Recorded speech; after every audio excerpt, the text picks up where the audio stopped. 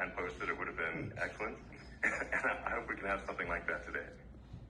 Well, I think we will. I'm pretty sure we will. And congratulations, because I see you broke every record in the book with so many millions of people, and it's an honor. We view that as an honor. There is a real belief among the campaign that this election, and I think if you look at either side, they both believe this, is going to be decided by a finite number of voters. And the Trump campaign believes that they have to reach out to those voters in non-traditional ways. And part of that might be doing an interview with Elon Musk. Elon Musk has a big social media following. These are people who aren't going to tune into traditional news, who aren't going to follow politics in a traditional sense, but they are going to tune into Elon Musk doing a Twitter Spaces with Donald Trump. It's the same reason you saw him sit down with streamer Aiden Ross. It's the same reason he's been doing a series of podcasts and MMA stuff. This is a group of people who are probably first-time voters, potential voters, and they believe that those people would swing in favor of Donald Trump. So that's who they're trying to reach with these various kinds of events.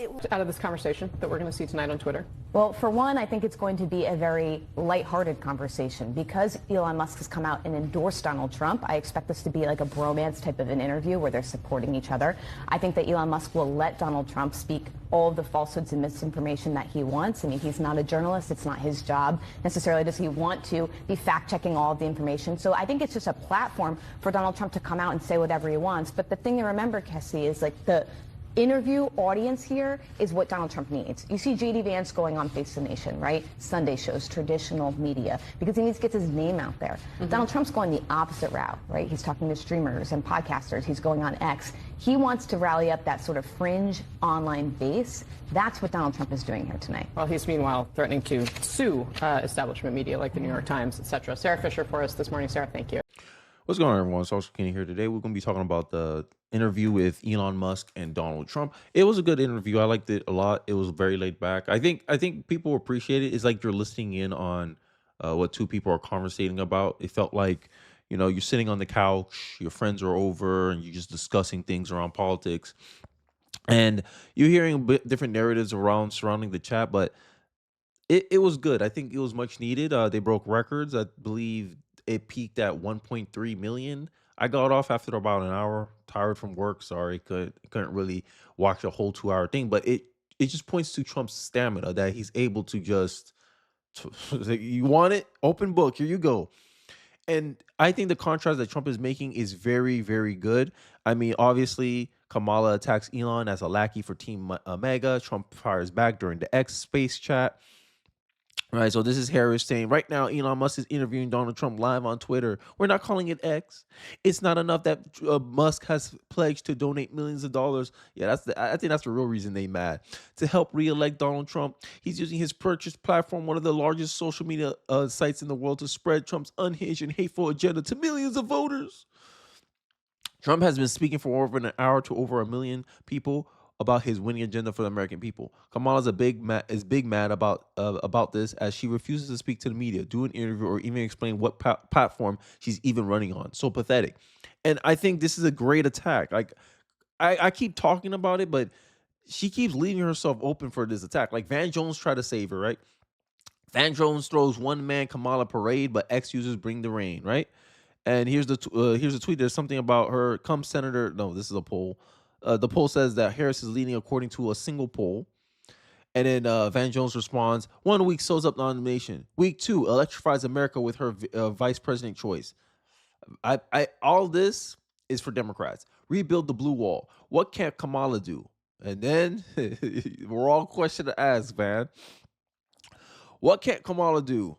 Answer questions, speak without a prompter, contain her laughter in an inappropriate moment, secure the border, win in primary, shall I go on? A press conference. Like, the contrast is clear here. And I think Donald Trump is winning this, honestly. There's polls showing that he's behind, he's ahead, he's this. Like, there's too many polls to confuse it seemed like a big psyop, right? And it doesn't help that the fact that, you know, they experienced a massive DDoS attack illustrates that there's a lot of opposition of people just wanting to hear what Donald Trump had to say. What were they so scared of Donald Trump saying? Let's take a listen. This is I think this was the best highlight out of the whole space, is when Trump was talking about how are we going to cut costs? You should cut costs. And essentially Elon Musk advocating for him to create a commission where its sole responsibility is to cut unused services. And this is something that I've been saying for a long time, is that we have a bunch of government services that do not do the job that it was first initially created to do. Department of Education was supposed to make our education system more better for all Americans. We had the number one education system before the Department of Education was created. After the Department of Education was created, we were number 24th. That's something that needs to be cut. And I think what Elon Musk proposed here was a good way. And this is the funny part. I know it's a long-winded intro. But these people sit here and say, oh, Elon Musk is Donald Trump's lackey. But Elon Musk is literally advocating for policy that I think many Americans will agree to, especially with what Milei was able to do in Argentina to cut inflation, which is one of the biggest problems we have here in the U.S. Let's take a listen. Just have a government efficiency commission that takes a look at these things and just ensures that the taxpayer money, the taxpayers' hard-earned money, is spent in a good way. And I'd be happy to help out on such a commission. I'd love if it were formed. Well, you're the greatest cutter. I mean, I look at what you do. You walk in and you just say, you want to quit? They go on strike. I won't mention the name of the company, but they go on strike and you say, that's okay. You're all gone. You're all gone. So every one of you is gone and you are the greatest. You would be very good. Oh, you would love it. But, you know, if you look at Argentina. Well, I'd be happy to help By the way, out. congratulations. I Yeah. just looked at the number of people that are listening to you and I chat. We'll call it a chat. But congratulations. This is very good. I mean, it's great. And you're an interesting character. You know, the new head of a place called Argentina, and he's a big, Malay's awesome. he's great. And Yeah. he's a big MAGA fan, you know that. He ran on MAGA. And he took it to an extreme too. He ran on MAGA, and I hear he's doing really a terrific job. It's called Make Argentina Great Again. It worked out perfectly. He came in, he bought a lot of hats, he brought everything, but he's doing a big job. He really cut. And I'm hearing they're starting to do pretty well. Inflation's getting down. You know, they had like 2,000%. Exactly. They had inflation like not normal inflation. They had the real deal. But we're going to have that pretty soon. I think we have the worst inflation we've had in 100. Come on. Look at the difference. Look at the difference. It's so like refreshing to hear people bringing up ideas and pitching it to a president. Hey, look, this is what I want done in the country. Oh, no, that's a good idea. We should try it. I should put you ahead of it. You know that made all the European Union people screech. All the government people fear. Oh my God, he's gonna cut jobs. He's gonna cut government jobs because government jobs are known to be safe because, like, there's no cost. Like, there's no cost for inefficiency. There's no incentive to be productive or incentivize efficiency in the government because of the fact that it's guaranteed money. Good times, guaranteed money. Bad times, guaranteed money. Right? So they don't have to do any cost cutting. They never have to fire people like they do in the private sector. The private sector, there's limited resources. And if you're not resourceful with those limited resources, your company will no longer exist. The government don't have that same incentive. That's why any economist worth their salt will call the government a business with no incentive to deliver on their services or products. Prime example, Department of Education. Prime example, the welfare state, welfare system. It's supposed to reduce poverty, but instead, poverty is the same since before it began in the 60s. Come on, like, you creating services, and then like another example of how the government has no incentive to actually deliver on its products and services is the Affordable Care Act, right? Is anything affordable these days? Nope. What about Obamacare? It was supposed to reduce the cost of healthcare. Healthcare is still expensive. Like, so what was the point of us spending $800 billion on these services if they're not doing the job that they were supposed to do? Inflation Reduction Act, using it to go after people's taxes. I mean, for tips. Tips are so hard to calculate until the government's like, yo, we need to be able to see what these people's income are. And some people will say, oh, how the government can verify tips. You're supposed to be reporting your tips so that if the government find out you haven't been reporting your tips, you can be in trouble. Like, this is insanity from this administration. But I want to highlight a little thing about Kamala, and then I'll show you the 5 top moments that I believe was substantive for this conversation. Here's Korean Jean-Pierre being asked, what is some of Kamala's accomplishments? Let's see how she answers. As the vice president's biggest achievement during their time in office together? So look, because they've been partners, those achievements have been done, certainly those historic, unprecedented achievements have been done together. I'll say this, the president believes in the vice president leadership, her temperament, her experience, and he has said this himself. One of the proudest decisions that he made in 2020 was selecting her as vice president because he believed that she can go on day one. And you've seen them do that together on day one of this administration. That doesn't change. I'm not going to parse out anything from here. They have been partners. She's been a critical partner for this president for during this term, and will continue to do so. You will see them together on Thursday in Maryland, where they would talk about their next announcement on lowering costs for the American people. There's not a specific policy achievement. It's a comprehensive whole. I would say it's a comprehensive whole. I'm telling you, they use comprehensive to hide the fact that they don't know nothing, bro. Oh, I want a comprehensive border plan. Can you go into details about this comprehensive border plan? No. Right? CBS is also being called out for the way they've been covering the tax cuts, right? When he announced his tax cuts, CBS covered it. Former President Donald Trump vows to stop taxing tips could cost the federal government about up to $250 billion over 10 years, according to a nonpartisan watchdog group, right? And Vice President Kamala Harris is rolling out a new tax policy, saying she'll fight to end taxes on tips for the service and hospitality workers. You see the difference? But the media is not biased. You got the European Union sending a letter to Elon Musk to censor Donald Trump in their upcoming interview, threatening him with legal obligations if he fails to stop the disinformation. Look at this. This is not only is it a foreign election interference, it is like, who are you, EU? Like seriously, who are you? You coming in here, you're trying to dictate what Americans can and can't listen to in an American company. What happened to it's the private company? So I don't want to make this about Kamala, but these people really were scared of Donald Trump just listen. Like imagine they were this scared of you listening to Donald Trump, right? And I made a post on X saying that people, the media doing all this fear mongering is only going to make people more interested in hearing what Donald Trump has to say. And I think I was right. I mean, 1.3 million people just listening in on a Twitter space. I mean, come on. That's what the media is going to see about. Probably when I'm at work, going through Twitter or going through X during break or something, I'm going to see a bunch of these mainstream hack people angry about the fact that Donald Trump was having an interview, actually not an interview, it was a conversation that millions of people were just tuning into. And I think that goes to show how much attention that Donald Trump can drive. And I think it drives the media crazy, especially CNN, because it seems like their whole platform relies on the fact that they cover Donald Trump. Because if you didn't know this, CNN just got marked down, aka they lost value, $7 billion, I think, that they've been marked down. So it's crazy that CNN's business model essentially is reliant on the fact of Donald Trump being in the news, because he just draws in that much attention. But I want to show you one more thing before we get into some of the highlights that I think was important in the Elon Musk Donald Trump interview. Elon Musk is slated to interview Donald Trump tonight on X. I don't know if the president is going to tune in. Feel free to say if he is or not. But I think that misinformation on Twitter is not just a campaign issue. It's a America issue.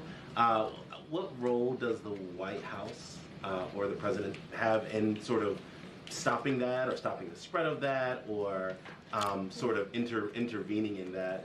So you see, the reporters are asking. So essentially, I can frame it as you guys were asking for this DDoS attack to happen. Traders at work, take notes, everyone. There appears to be a massive DDoS attack, right? To working on shutting it down, right? This is. It almost seemed like he was wish casting this, right? The media was wish casting this. Oh, can someone do something? You know, Donald Trump always had to throw in his little jabs about these people, but it's pure insanity to me, right? And I don't think I want to talk about the hype real quick. There's this hype going on around Kamala Harris that I think it's not genuine. Like, I think it's manufactured from the media. And what I'm going by MSNBC, right? This is just a quick clip. With young people, is there any data on that? So what's interesting is that young voters, and also ended up black voters, didn't change all that much between where Biden was in Pennsylvania in July and where Harris is now. Independents did move in Harris's direction. With young people? Is there any data on that? So it's interesting. So with swing voters, people are not moving towards Kamala Harris. So I don't understand the media hype. Honestly, I just don't. So let's go. Elon Musk must see moments. Shout out to the Vision at Fox. I like to follow him when I want a summarized breakdown, and I agree with his list here. I already showed you mine earlier in the video. So let's look through it.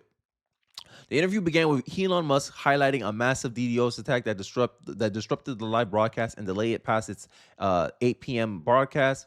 Musk said that this was clear indication that strong opposition to allowing President voice to be heard, right? And so we'll listen in. All right. Oh, sorry, I paused it. Hello, everyone. My apologies for the late start. We unfortunately had a massive distributed denial of service attack against our servers, and saturated all of our data lines. Like basically hundreds of gigabits of data were saturated. We think we've overcome most of that, and so it's now time to proceed. But as this massive attack illustrates, there's a lot of opposition to people just hearing what President Trump has to say. And imagine that, like these people are treating us almost like slaves, right? Like, oh, you're not allowed to do this, you're not allowed to do that. So according to who? Like, who are you? The government, the European Union. Like imagine a conglomerate of nations outside of the US is trying to dictate what people in the US can listen to. Actually, people around the world can listen to. But we don't want to interfere with people's private business. Liars, authoritarians, right? UK was threatening to censor Elon Musk. They try to hold him they probably want to hold him in court, if I'm being honest. Because they're saying his platform is being used to stoke far-right extremism in the UK. Man, I digress. And but I'm honored to have this conversation. I want to emphasize it's a conversation, and it's really intended to just get a feel for what Donald Trump is just like in a conversation. It's hard to catch a vibe about someone if you just don't hear them talk in a normal way. Yeah, and I think this is why podcasters are going so like successfully. Why people would rather have their news from podcasters than from the mainstream media, because the mainstream media, it comes across as scripted, coordinated. Like you don't get really a diversity of opinions when it comes to events. I think this is why the YouTube space people are more rather wanting to get their news from social media than from the TV, because the TV feels like you have an agenda. You're trying to frame things a certain way. Here is just like, hey, this is Kenny's opinion. This is how Kenny sees things. This is why Kenny sees things. Kenny's sharing where he's getting this information from. In the media, they don't do that so much, especially if it's something that's inconvenient to a narrative they want to push, right? And I think this is why a lot of people rather trust the social media websites than actual cable news, which I showed you in the intro. The media don't like that. From there on, the conversation shifted to a more ominous topic, the ideal location for a sniper. I think I'm going to pass this one because I don't want to make this a long video. Musk praised Trump for his response to an assassination attempt, noting that instead of retreating, Trump continued to fight with a defiant spirit, right? And I think it's a 2-minute chat, but I want to listen in on this because I think it's important to people to hear. Like, I don't know. I think this interview did more to like more humanize Trump. I mean, he still was able to put in policy. He was still able to talk about his agenda, what he wanted to do, what he's trying to do, what he's trying to accomplish. But I think it's important that we hear bits and pieces of conversation that has nothing to do with necessarily just the political side of things. Your actions after that assassination attempt were inspiring. You instead of shying away from things, instead of ducking down, you were pumping your fist in the air and saying fight, fight, fight. And I think that's, I mean, the president of the United States represents America, and I think that is America. That is strength under fire, and so that's a big part of the reason why I was excited to endorse you as the president of the United States for having another term here is that was just incredibly inspiring. But I mean, what was it like for you? Not pleasant. I have to be honest. I said there was blood. I had more blood. I didn't know I had that much blood. The doctors later told me that the ear is a place that is. Yeah, this is a casual conversation. Like, this is what the media didn't want you to hear. Like, come on. Like, oh, we got to fact check in real time. Like, come on, these people, bro. These people, bro, is baffling to me. There's a dire warning about the future of America if the current border policies continue. I think this will be my last clip that I'll listen into, and then I'll wrap up with my final thoughts, my summary of the interview. But honestly, I don't see what was the oh my god, he's gonna have to fact check in real time. Everything Donald Trump said, he pointed to something that actually happened. Lincoln Riley, crime rates increasing, talks about how the lack of crime being reported, how he doesn't believe the narrative from the mainstream media, which I highlighted before. Hey, in certain swing states, the independents, young voters, blacks have not been shifting towards Kamala Harris. Like, everything he said is, you can find some evidence to support his claim about what happened. So I don't understand this need of real-time fact checking. These people, real-time fact checking has lost its meaning. It has lost its credibility as merely meaning, hey, the media wants to frame things in a certain light. Let's take a look. And I saw an ad by Kamala saying how she is going to provide border security. Where has she been for 3.5 years? For 3.5 years, Yeah, no, we have 20 million people this I poured think is in. It's a terrible Yeah, I thing. think this, frankly, I think this is a fundamental existential issue for the United States. And if we have another 4 more years of open borders, and it's going to be even worse with another 4 more years, it's going to be even worse than it's been for the past, 3.5 years. I'm not sure we've got a country You don't have left a country at that left. point. Elon, if they get in, you will have 50 to 60 million people from all over the world, not South America only. You know, we think of South America, we think of Honduras and El Salvador, Guatemala, and Mexico, you know, the four. But it's not that. It's everywhere. They're coming in from Yeah, everywhere.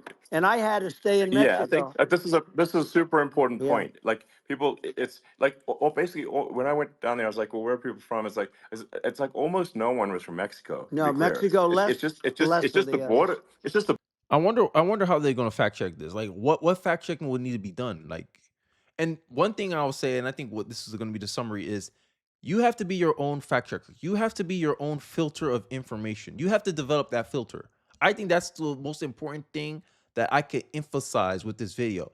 Is because the mainstream media think it's their job to filter information for you, and you're supposed to just digest it from them. They want to spoon feed you information. And last time I checked, whoever holds a spoon holds what you get to eat, right? When you're a baby, you can't make decisions for yourself. And this is how the media is treating grown adults, us, American voters, right? Because every American voter is an adult.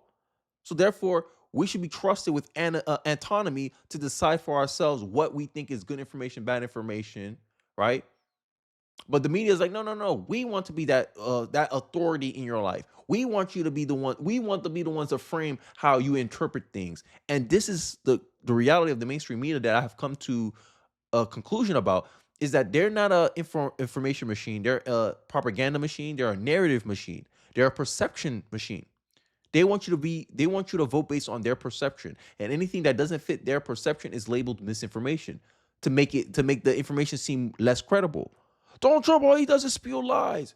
What lie did he spew about the border? What lie did he say about the 3.5 years? I think in 2 years, there was more border crossings under Joe Biden and Harris than Donald Trump's entire term. So where he's lying about it? Look at the data, look at the numbers, look at do your research. Trump is right about that. But how they like fact check? They try to. That's why they do this little dream casting up there. They try to label him as a liar and all this stuff, so that way you don't trust anything he has to say. But even if you don't trust everything he has to say, when you cross verify it, he's closer to the truth than what the mainstream media is trying to present you. The mainstream media is trying to present you that the economy is doing good. The border is secure. Donald Trump's at fault for the border. Everything bad in their administration somehow is Trump's fault. Everything, the little sliver of good that happens in the administration is only there. It's only because of them, right? Like I said, in politics, everyone wants a piece of the credit when things are successful, but no one wants a piece of the failure when everything is going wrong. And that seems to be what politics is about today. Let me know your thoughts in the comment section below. How you took the conversation, how you like the X space. Did you find it informative? Did you like the discussion? I'd like to hear your thoughts in the comment section below. Don't forget to like, comment, subscribe, and I'll catch you guys on the next one. Peace.